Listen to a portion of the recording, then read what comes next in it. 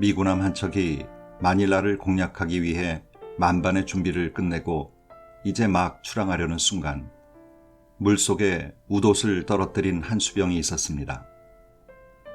그 수병은 파도에 떠밀려가는 옷을 바라보며 지휘관에게 저 옷을 건지게 해달라고 요청했습니다. 그러나 지휘관은 단호하게 거절했습니다. 그러자 수병은 누가 붙들 새도 없이 파도 속으로 뛰어들었습니다.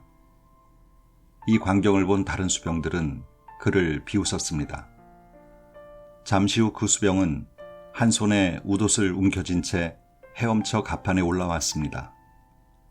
하지만 그 수병은 갑판에 오르자마자 군기를 어긴 죄로 군법회의에 회부되었습니다. 하찮은 옷 하나 때문에 그 같은 경솔한 태도를 취하다니 도대체 그 이유가 뭔가? 제독은 엄중하게 물었습니다.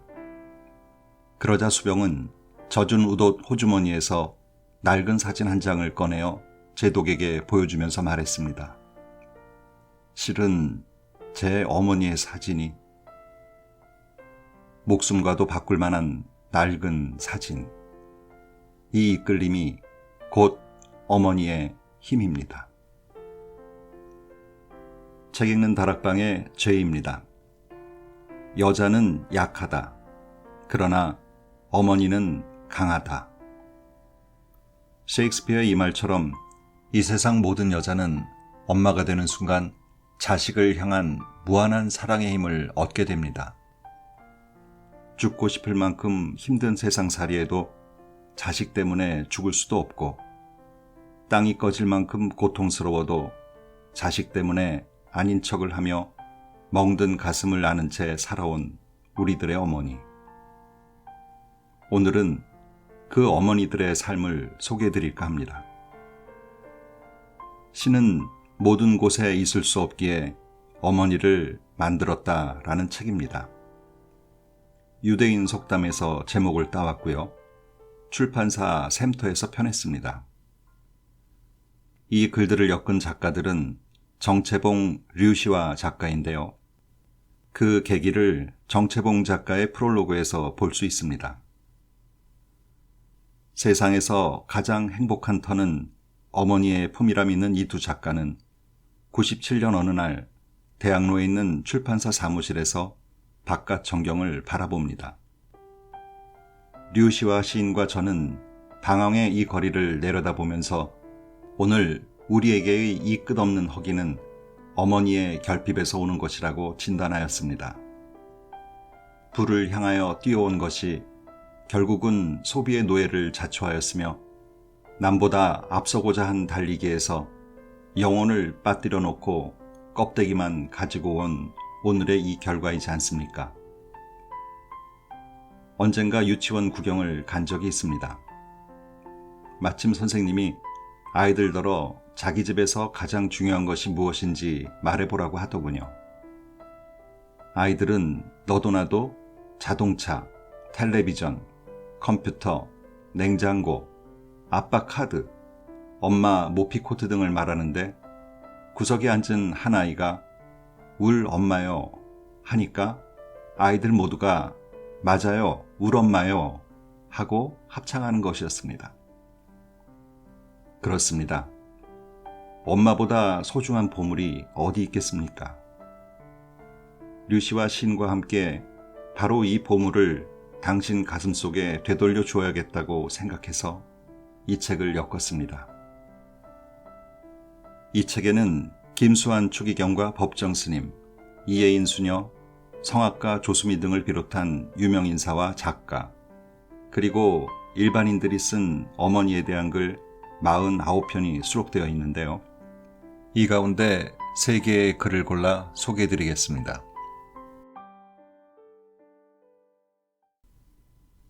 저녁 종소리, 동화작가 정채봉. 어머니 세상에도 가을이 와 있습니까? 아들이 사는 여기는 햇볕도 바람도 싸한 가을입니다. 이른 아침 산책길에서 새하얀 서리를 뒤집어 쓰고 있는 배추밭을 보았습니다. 문득 어머니의 제사가 며칠 남지 않았구나 하는 생각이 떠올랐습니다. 낙엽질 때 돌아가시던 길이 호옷 입고 가시기에는 춥지 않으셨던가요? 얼마 전 저는 생전 처음으로 병원에서 종합검진을 받았습니다. 일주일 후 결과를 보러 가서 B형 간염이 잠복되어 있는 것을 알았습니다. 의사는 어머니로부터 옮겨진 것 같다고 하였습니다. 저는 손을 저으며 말했습니다. 우리 어머니는 내가 3살 때 돌아가셨는데요. 그러자 의사는 빙그레 웃으며 간염은 태내에서도 저주로도 옮겨지는 것이라고 일러주더군요. 저는 그때 내가 어머니의 자식이라는 물증을 가지게 된 사실이 이상하게도 소중히 가슴에 다가오는 것을 느꼈습니다. 어머니의 소녀인 리테는 고등학교 1학년 때의 나이가 17살이더군요. 저는 정말 죽도의 가슴이 선뻑 베이는 것 같은 느낌을 받았습니다. 아직도 어리광이 가시지 않아 길거리에서 아이스크림을 빨고 다니는 저 철부지 나이에 어머니는 시집을 오셔서 9 식구의 물동이를 이고 살지 않으셨습니까? 여고 2학년이 되어서도 교복 다림질을 제대로 못해 땀을 뻘뻘 흘리는 리테한테 한마디 해주었습니다. 우리 엄만 지금 네 나이인 18에 나를 낳았는데. 이때는 입을 오리주둥이처럼 비죽 내밀고 있던 어머니의 손녀도 20살이 되어 성묘를 갔을 적에는 너와 동갑 나이에 여기로 오셨단다 했더니 이렇게 아무도 없는 산속에 라며 말을 맺지 못하고 울먹이더군요. 거기서 리테가 물었습니다. 아빠 나이가 그때 몇 살이었느냐고. 3살이었다고 하자 그럼 아빠는 엄마 얼굴도 모르겠네 라고 했습니다. 그렇죠, 어머니. 저는 어머니 얼굴을 모릅니다. 그러나 신비하게도 어머니의 내음은 아련히 기억되어 있습니다. 바닷바람에 묻어오는 해송 타는 내음. 웬일인지 그 내음이 느껴질 때면 이상하게도 어머니가 생각나는 것이었습니다. 중학생이 되어 어머니 제사가 지나간 가을 어느 날이었습니다. 들녘에 나가서 토끼풀을 뜯어가지고 돌아오니 이불 호총을 깁고 있던 할머니가 불렀습니다. 너 없는 사이에 너 그 담임 선생님이 다녀가셨다. 장문 시간에 어머니 냄새라는 제목으로 글을 지었다면서? 저는 마음이 캥겨서 고개를 저었지요. 그러나 할머니는 저를 보지 않은 채 바늘귀에 실을 꿰량 계속 거기만 주시하면서 말을 이었습니다. 이상한 일이다. 해송 타는 냄새에 네 어미가 떠오르다니. 그 시절에는 군부를 생솔로 떼었지만서도 허긴 네 외가 가는 길이 솔밭길이긴 하다. 솔띠제라는 아름드리 소나무가 꽉 찬 고개를 넘어야 했거든. 너를 얻고 네 애미가 친정을 몇 번 다녔으니 그 솔냄새가 너희 모자한테 은연중에 배었을지도 모르지. 네 애미 얼굴을 보여주랴? 할머니는 일어나서 장롱 위에 있는 부담을 끌어내렸습니다. 어머니, 저는 그때 처음 보았습니다. 할머니가 뚜껑을 열어 보여준 그 부담 속에서는 17살에 시집온 어머니의 소지품이 나왔습니다. 여러 벌의 옷과 함께 남침하며 인조 저고리며 단속꽃이며 그리고 색이 바라지 않은 흉배도 있었고 남학신도 있었습니다. 마침내 저는 부담의 맨 아래에 한지에 쌓여있는 생콩 비린내가 나는 듯한 어머니의 사진을 보았습니다. 그 사진 속의 어머니는 저한테 참으로 참으로 여리다는 느낌을 주는 얼굴이었습니다. 둥근 턱에 솔순 같은 눈, 바람바지에 있는 해송 같은 낮은 코에 작은 입. 정말 멍이 든 대라고는 어디 하나 보이지 않는 하얀 박속 같은 여인이었지요. 멍하니 앉아서 사진 속의 어머니를 들여다보고 있는 저한테 할머니께서는 또 하나의 슬픈 과거를 일러주셨습니다. 네 애미는 너한테서 엄마라는 말도 한 번 들어보지 못하고 죽었다. 3살이었다면서 내가 그렇게 말이 늦었던가요? 아니지. 너희 삼촌들이 형수라고 부르니까 너도 덩달아서 형수라고 했지. 형수 젖, 형수 물 하고. 저는 피식 웃었습니다. 그러나 그것은 울음보다도 짙은 회한의 것이었습니다. 아, 그때 제 앞에는 문득 환상의 지구역이 떠올랐습니다. 순간마다 무수한 어른들이 떠나가고 대신 어린아기들이 내려오는 곳. 20살에 돌아가신 내 어머니. 그날 그곳을 떠나는 늙은 분들 사이에 끼어앉아 있는 엄마의 쪽진 머리를 보고 혹시 남겨놓고 가는 아이가 없느냐고 물어서 울린 사람은 없었는지요. 자꾸 뒤돌아보이는 이 세상을 어떻게 편리하셨는지요. 어머니, 저는 31살 때 첫 아이를 얻었습니다. 아이는 우리가 낯선 듯 처음엔 울고 보채더니 67달이 되면서부터는 예쁜 짓을 하기 시작했습니다. 우스운 일이 하나 없는데도 저 혼자 방글거리곤 하는 것이었어요.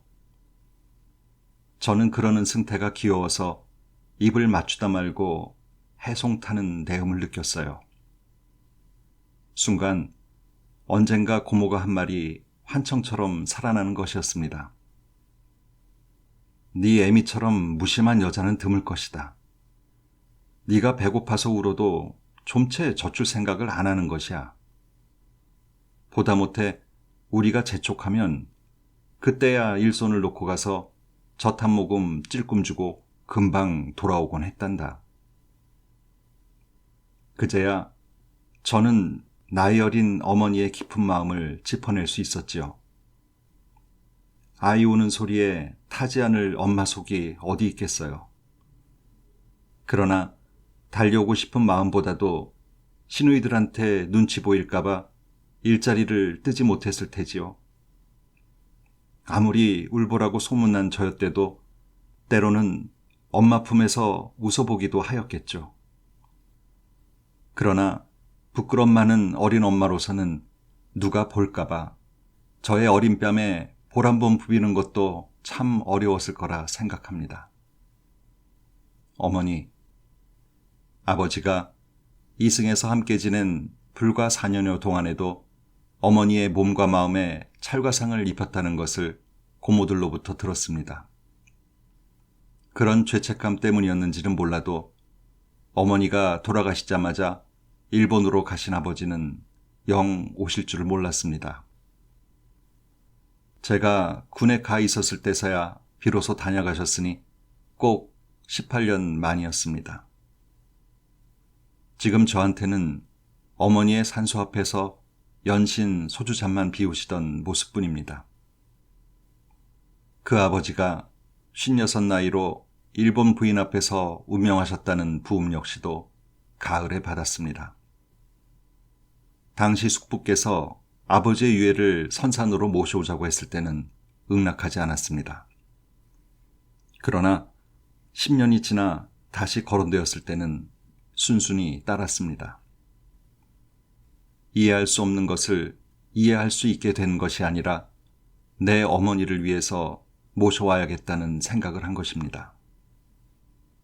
어머니, 푸른 바다가 약간 물려있는 일본의 와카야마는 우리나라의 진주와 같은 전원도시였습니다. 오사카에서 떠난 차는 우리 고향 순천을 갈 때와 같이 평원을 지나고 산악지대를 지났습니다.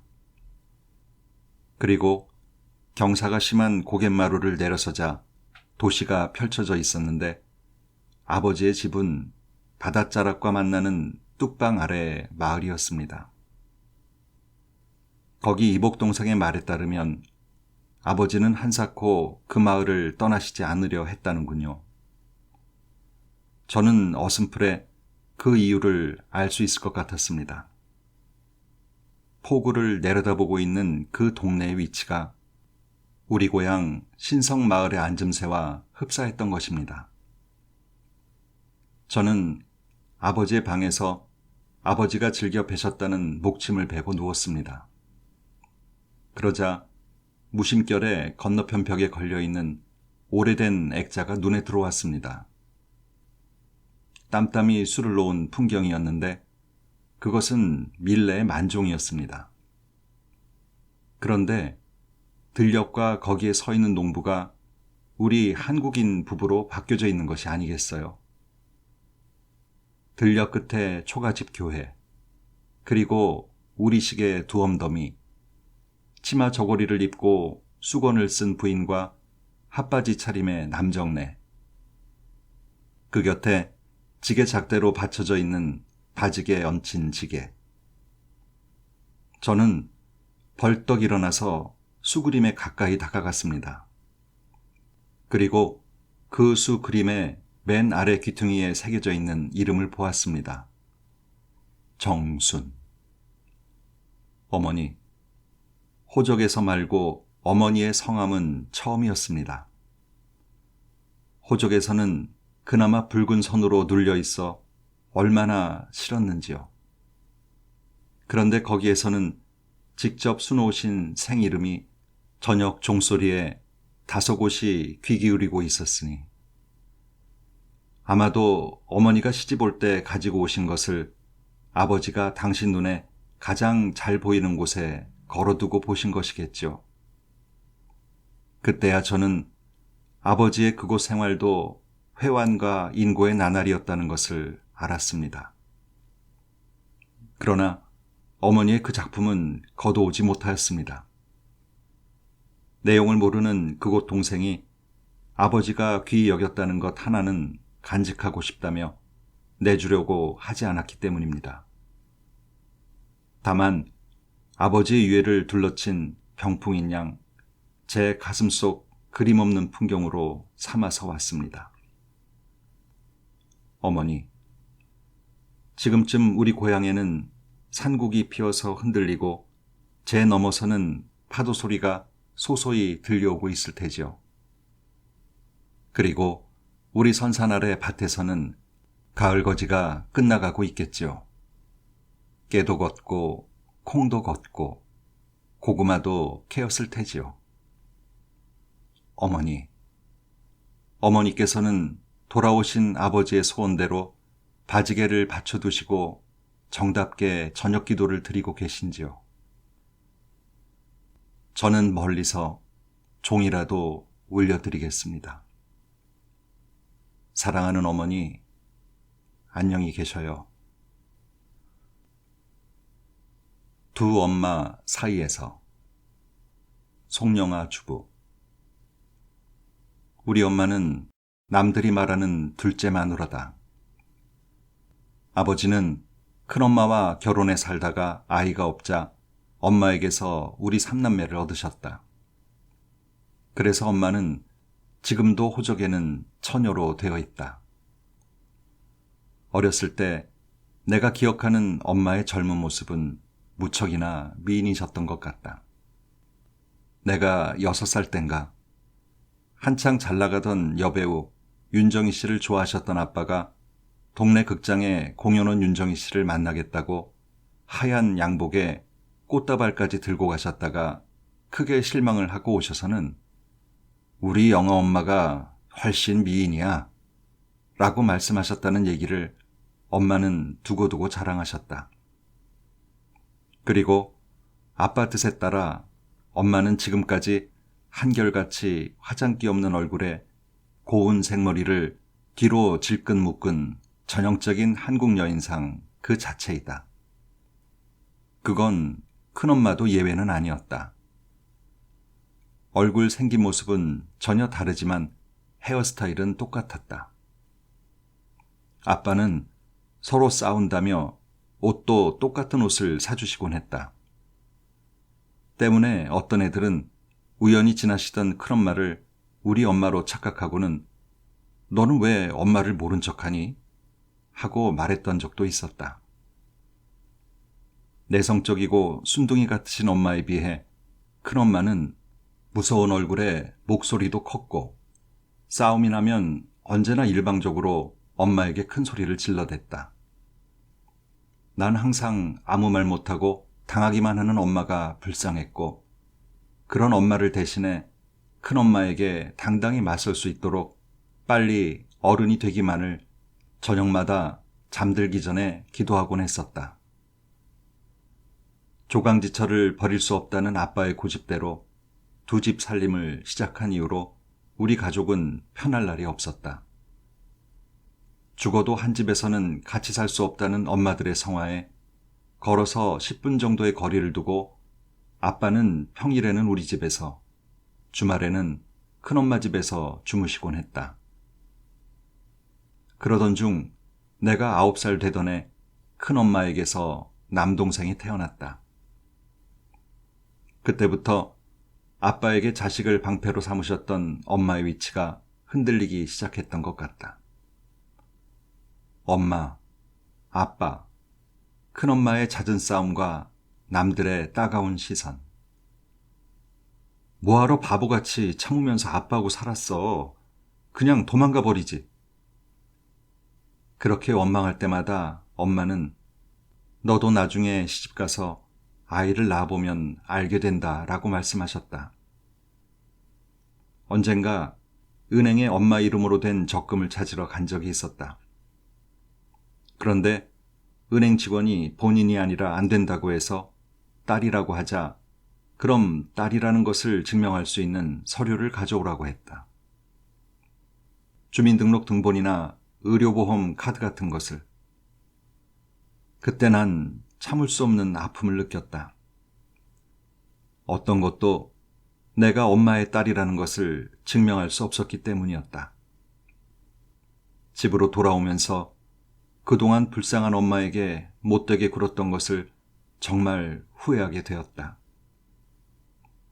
엄마는 항상 자신이 못 배운 것이 한이 된다고 하셨다. 여자도 배울 수 있는 데까지는 배워야 한다시며 첫째인 나를 여수에서 서울까지 대학을 보내주셨고 고3 때는 매일 저녁 따뜻한 도시락을 싸들고 학교로 찾아오시기까지 하셨다. 매주 수요일 아침이면 엄마는 어김없이 텔레비전 앞에 앉아 훌쩍거리신다. 아침마당이라는 프로그램에 그 사람이 보고 싶다라는 코너가 있는데 몇십 년 전에 헤어진 가족을 찾아주는 것이다. 6.25 때 헤어진 가족을 찾은 사람도 있었다. 그럴 때마다 엄마는 살아있으면 언제라도 저렇게 만나는데 라며 눈시울을 적시우신다. 남편과도 같았던 아들을 교통사고로 잃은 슬픔 때문이다. 하지만 가족의 걱정과는 달리 엄마는 아들을 하늘나라로 유학을 보냈노라며 남은 자식들을 위해 다시 일어서셨다. 여자는 결혼해서 아이를 낳아야지 철이 드는 모양이다. 정말 눈에 넣어도 아프지 않을 우리 딸 효준이를 보면서 그렇게 원망스러웠던 엄마가 아빠 곁을 떠나지 못했던 이유가 우리 삼남매 때문이었다는 것을 이제야 깨달았다. 힘들고 모진 세월을 말없이 묵묵히 살아오신 엄마에게 사랑한다라는 말을 꼭 전하고 싶다. 쇠가 만발이나 빠질련 하시더니. 작가 양인자. 어머니. 나는 어머니를 생각하면 언제나 죄송하다. 어머니에 대한 그리움이 없어서이다. 꿈에서라도 손 한번 잡아주고 가시라는 어느 시인의 사모곡을 읽으면서 그 그리움이 부러워서 가슴을 쓸어내리던 기억이 난다. 어머니에 대한 그리움이 없다는 것, 그것은 인생을 따뜻하게 위로받을 위안처가 없다는 것과 다름없을 것이다. 어머니와 함께 찍은 사진을 보내달라는 잡지사의 청탁이 있어 난 낡아서 곧 부스러질 것 같은 옛 앨범을 먼지 구덩이 속에서 찾아냈다. 먼지를 대충 털고 앨범을 들춰보는데 어쩌면 그렇게도 엄마와 찍은 사진이 전무할까. 어린 시절의 독사진, 이름도 잊어버린 친구들의 사진, 그런 사진만이 노랗게 빛이 바란 채 붙어 있을 뿐이었다. 하나쯤은 있을 법한데. 조금 난감한 기분이 들어 앨범을 빨리 넘기기 시작하는데 앨범 거의 끝장 구석에 엄마와 찍은 조그만 사진이 마지못해 붙어 있듯 그렇게 붙어 있었다. 나는 그 사진이 행여 어디 도망이라도 갈세라 얼른 가위 끝으로 떼어냈다. 사진 위에는 하얀 글씨로 92년이라고 쓰여 있다. 가만, 1992년에는 어머니가 안 계셨으니 단기 92년이 모양이다. 그렇다면 나는 열심히 산수를 했다. 1959년이라는 계산이 나왔다. 59년이면 야, 중학교 2학년 때 모습이구나. 아이고 귀여워라. 나는 내 어린 시절의 모습을 보면서 잠시 미소를 지었다. 그러다 무심코 사진 뒤를 보니 어머니, 어머니, 나의 어머니, 만수무강 하옵소서라는 글이 쓰여 있다.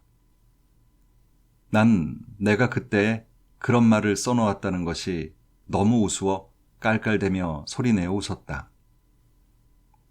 14살의 어린 소녀가 감상에 젖어 뭔가 한마디 쓰고 싶어 쓰긴 한 모양인데 다른 사람 눈을 의식해서 가슴에 있지도 않은 말을 상투적으로 썼다는 게 어렵지 않게 짚어져 몹시도 겸연 좁고 부끄러웠다.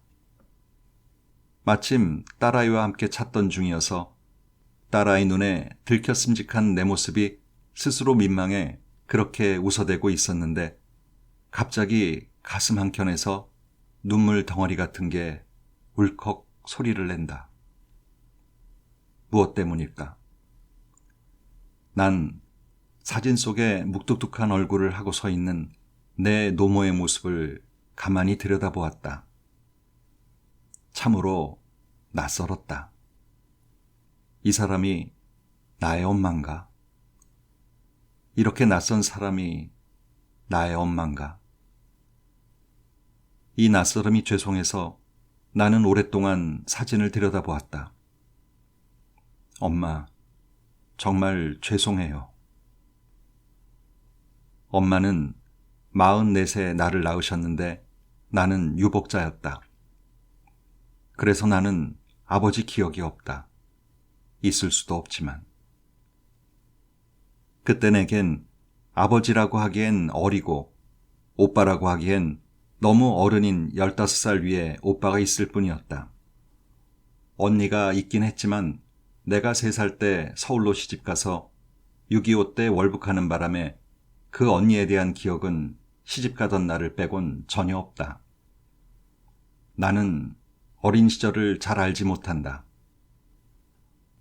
엄마, 어느 추운 겨울밤 엄마 등에 업혀 마차를 탔던 기억이 있는데 그때가 언제예요? 그런 일 없다. 우리 식구가 어떤 섬에 하루 반 동안 갇혀 있었던 기억이 있는데 그땐 왜 그랬어요? 그런 일 없다.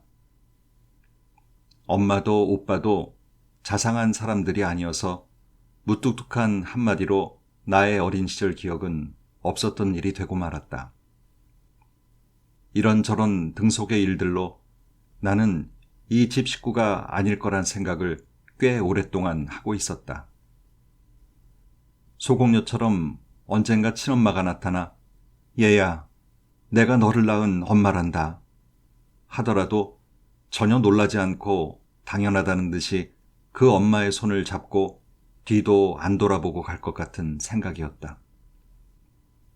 내가 말귀를 알아들을 때쯤 엄마는 동네에서 이미 할머니로 불리고 있었다. 나는 왜 부당하게 늙은 엄마를 가져야 하는지, 또 이 집 딸이 아닐 거란 생각이 강했기 때문에 딱 한 번 학교에 나타난 엄마를 보고 할머니라고 말했다. 엄만 항상 누군가와 싸우고 계셨다. 싸우는 소리에 아침잠이 깨이고 싸우는 소리에 밤잠이 들곤 했다. 엄만 도대체 그 많은 욕을 어떻게 하셨을까 싶게 생전 들어보지도 못한 별 희한한 욕들을 참 많이도 구사하셨는데 나중에 내가 글을 쓰기 시작하면서 그 욕들을 한번 채록하려고 마음먹었던 적이 있다. 그러나 유감스럽게도 욕설의 진절머리끼가 내게서 너무 늦게 빠져나가는 통에 내가 그런 마음을 먹었을 때는 이미 늦고 말았다. 그 무렵 중풍으로 누워 계시던 어머니는 옛날처럼 싱싱한 욕설을 화려하게 구사하지 못하고 겨우 쇠가 10,000발이나 빠지련 쯤에서 멈췄기 때문이다. 이제 생각해보면 엄마가 그렇게 드세게 사실 수밖에 없던 이유들이 조금은 헤아려진다. 44세 일자무식인 과부가 어린 자식 셋과 더불어 전쟁통의 세상을 살아나가자면 바른말 고운말로는 해결이 안 되는 상황투성이었을 것이다. 나는 이제까지도 우리 엄마가 우리 3남매를 어떻게 해서 대학까지 다 졸업을 시키셨는지 의문이 간다. 하숙을 좀 친 적도 있고 콩나물을 키워 시장에 내다 팔았던 적도 있고 때로는 노름판으로 방을 빌려준 적도 있지만 그건 어디까지나 임시 방편이었지 그걸 평생 생계유지로 삼지는 않으셨는데 도대체 그 긴 세월을 어떻게 살아내신 걸까? 내 젊은 시절 사는 게 힘겨울 때마다 엄마 생각을 했다. 배울 만큼 배우고 이렇게 기운 좋은 30살에도 자식 둘과 더불어 살아내기가 이토록 막막하고 벅찬데 집안 살림 말고는 아무 전문성도 없는 여자가 도대체 어떻게 자식들을 키우고 가르쳤단 말인가.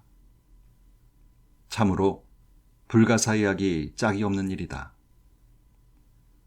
어쨌거나 살기 위해 남모르게 몸부림쳤을 엄마를 생각하면 지금도 눈물이 난다. 나는 집안 살림엔 젬병이다. 엄마는 내가 어렸을 때부터 집안일을 전혀 시키지 않았다.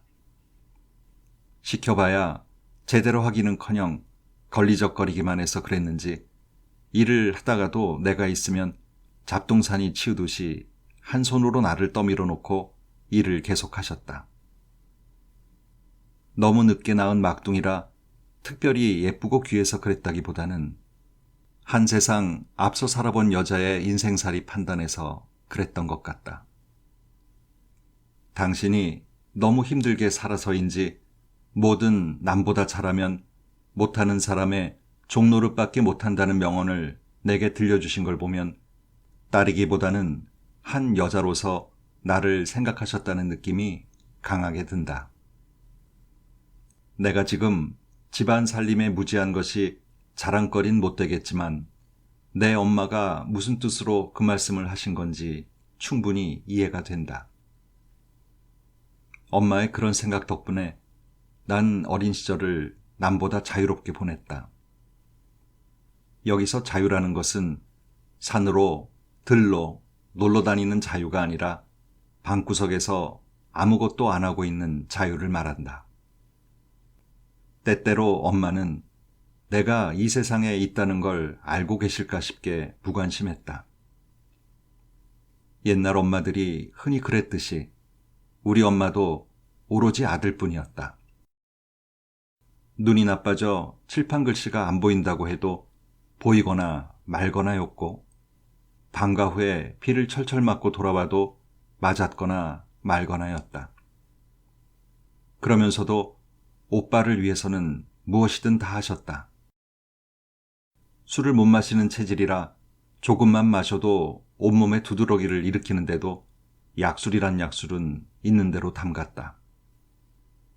젊은 시절 오빠는 오냐 오냐 키운 아들답게 성깔머리 하나는 끝내주게 되먹지 않아서 노모가 없는 돈에 온갖 정성을 들인 술독을 사흘들이 엎어버리곤 했다. 그러거나 말거나 엄마는 또 그 길로 엎어진 술독을 헹구고 새 술을 담가 아들이 끊임없이 두드러기를 일으키게 하셨다. 참 웃을 수도 없는 코미디 같은 사랑이었다. 난 어렸을 때 버스 차장이 되고 싶었다. 그건 엄마에게 공짜 버스를 태워주기 위해서였다. 엄마는 버스를 타면서 한 번도 버스비를 내신 적이 없다. 돈이 있어도 허리춤을 꽉 조이며 난 돈 없다 하시고는 버스비를 받으려는 차장한테 완강하게 고개를 흔들곤 하셨다. 심지어는 내가 버스비를 내려고 돈을 꺼내도 그 손을 가로채 잡으며 얘도 돈 없다 하신 양반이다.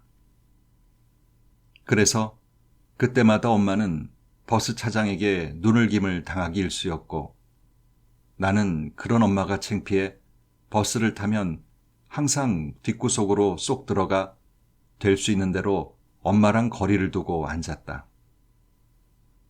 엄마가 버스 차장이랑 실랑이를 벌여도 난 고개를 외면하곤 내 엄마가 아닌 양 창밖만 바라보곤 했다. 어떤 때는 화가 난 버스 차장이 엄마를 버스에서 내려주지 않아 아침에 나가신 양반이 한밤중이 되어서야 들어오신 적도 있다. 내가 대학 졸업 후 잡지사를 다닐 때였다. 그때 나에게는 남자친구가 있었는데 그 친구와 여러 가지로 맞지 않아 호시탐탐 헤어질 궁리만 하고 있었다. 그러던 어느 날 잡지사에서 야간 근무를 마치고 부장과 같이 저녁을 먹게 되었다. 같이 근무하던 몇 사람은 늦었다고 집으로 돌아갔지만 난 집에 가도 먹을 게 없었기 때문에 잘 됐다 싶어 부장을 따라 중국집으로 들어갔다. 아마 늦가을 무렵이었던 것 같다. 날씨가 쌀쌀해져 종종거리며 안으로 들어갔더니 얼굴 아는 주인 아저씨가 방이 따뜻하다며 방 안으로 들어가라고 했다. 난 따뜻한 방에 들어가 자장면 한 그릇을 후딱 해치우고 집으로 돌아왔다. 문제는 그 다음 날 생겼다. 남자친구가 집으로 찾아온 것이다.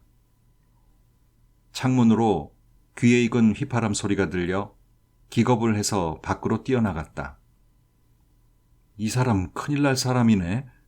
여기가 어디라고 찾아오고 야단이야.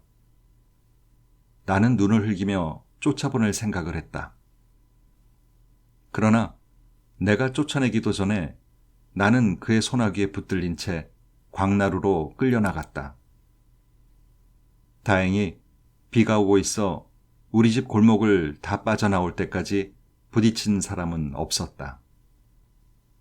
비 오는 광나루 백사장에서 그는 이성을 잃고 광분했다.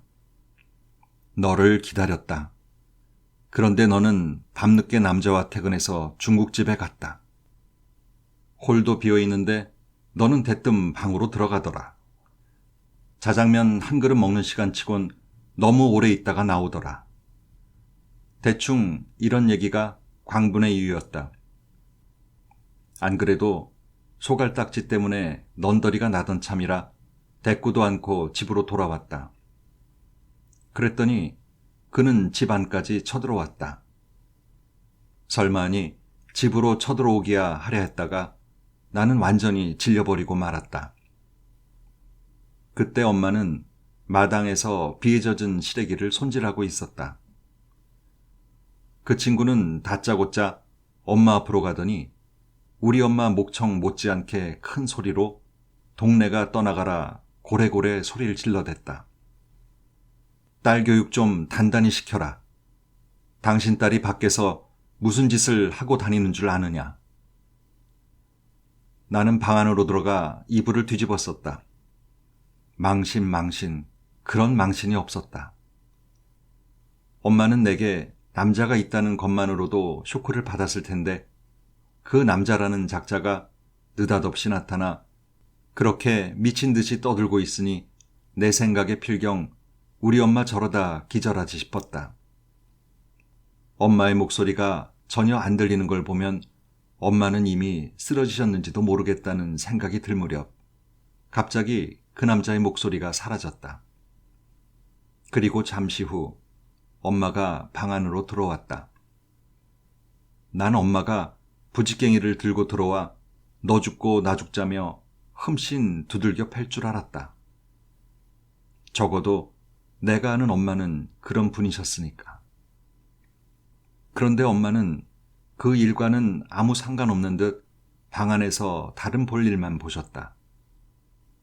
그리고는 또 아무렇지도 않은 얼굴로 나가시다 문득 생각난 듯 나를 돌아보며 한마디 하셨다. 사람은 자기 그릇에 맞는 사람을 만나야지 자기 그릇에 맞지 않는 사람을 만나면 이렇게 망신스러운 법이다. 그 말이 얼마나 감동적이었는지 나는 한동안 엄마가 닫고 나간 방문을 글썽해진 눈으로 쳐다보고 있었다. 난 세상에 태어나 그런 명언을 들어본 적이 없다. 그 후 난 혼인을 하고 두 아이의 엄마가 되었다. 엄마는 그때 중풍에 걸려 하반신 마비가 된 채로 전혀 거동도 못하고 누워만 계셨다. 난 살기 바쁘다는 핑계로 엄마를 자주 찾아뵙지 못했다. 그러다 가끔 아이들을 데리고 친정에 갈 때면 엄마는 유독 딸아이를 예뻐해 주셨다. 내 딸아이는 정말 내 딸이지만 참 못생기고 성격도 소심해서 늘 구석에만 조용히 박혀있는 아이다.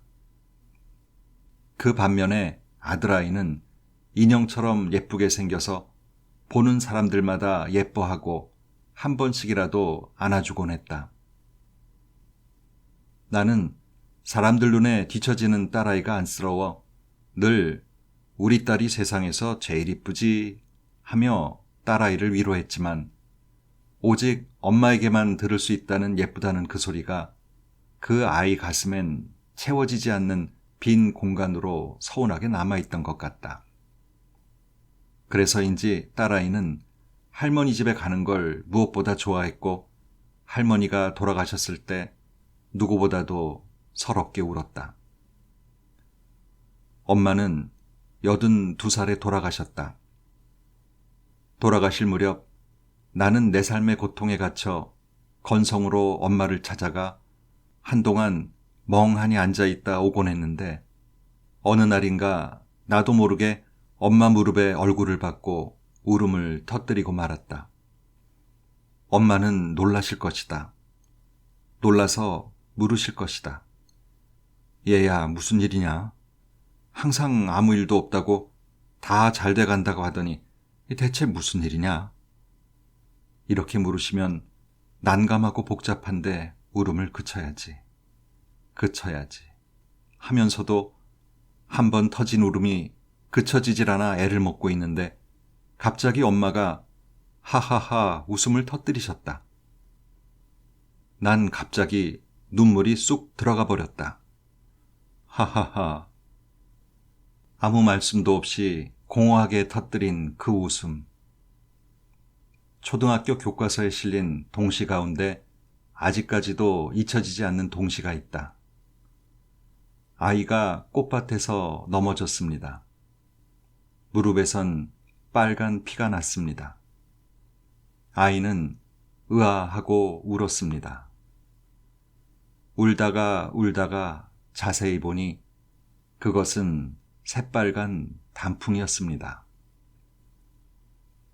엄마의 웃음은 그때의 내 고통과 슬픔이 무릎에 붙은 빨간 단풍잎에 지나지 않음을 뜻하고 있었다.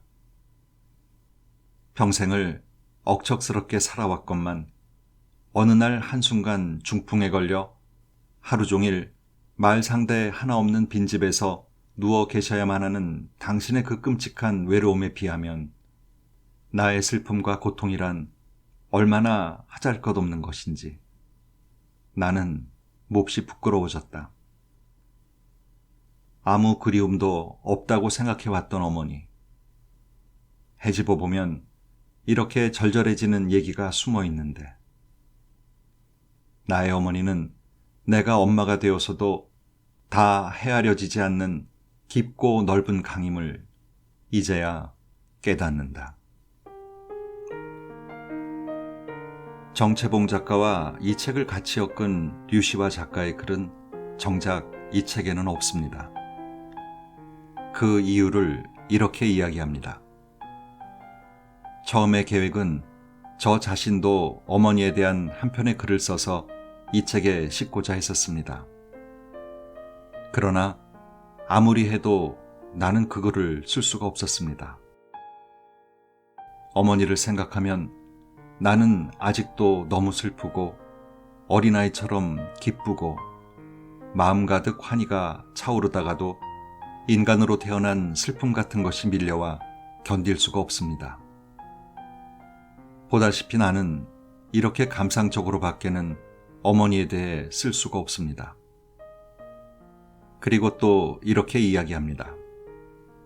처음에 우리 엮은이들은 어머니에 대한 이 책을 사랑, 배움, 희생 등의 주제별로 나누려고 했었습니다. 그러나 결국 그 생각을 접어버렸습니다. 어머니에 대한 글은 그것이 어떤 내용이라 해도 단 한 가지, 사랑이라는 주제로 밖에는 묶을 수가 없었기 때문입니다. 오늘도 좋은 하루 되세요.